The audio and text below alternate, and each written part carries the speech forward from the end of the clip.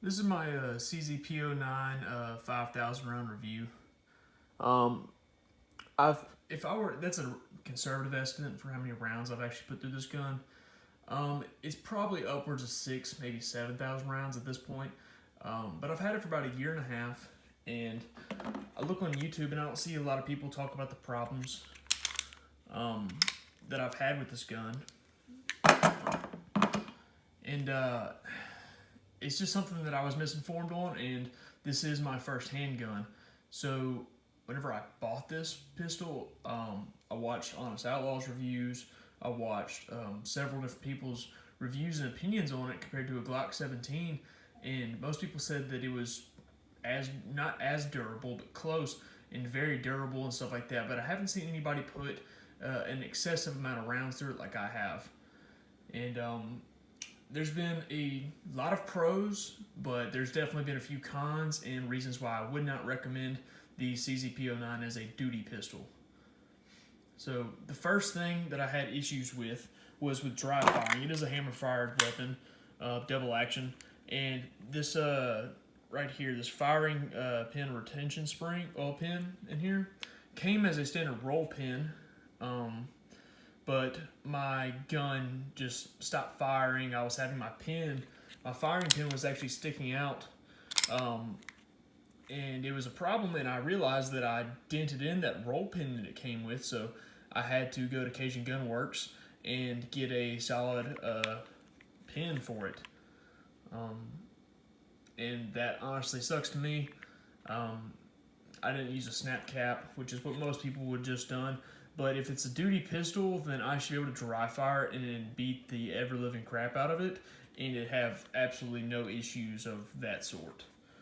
The second problem that I had,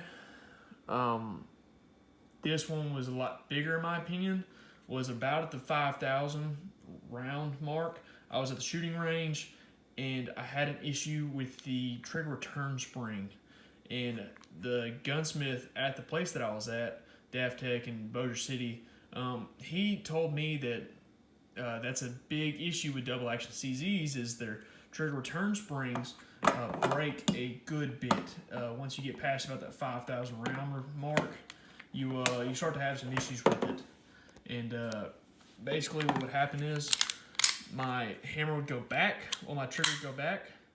It actually was a problem just then. My trigger did not engage. That's another one of my issues.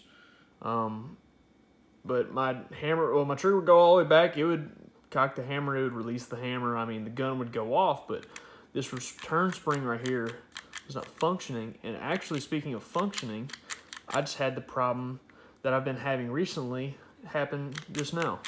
The actual trigger bar tensioning spring that actually sits in the internals up here pushes and resets the trigger bar and puts it in the position it needs to be, but my trigger keeps on disconnecting because of that. Yeah, so basically it just broke just now. Basically the trigger bar is not where it needs to be and is not catching the hammer at all. It happened to me yesterday actually when I was shooting on my own land. Oh, it almost caught there. There it goes. Yep, and there goes the spring.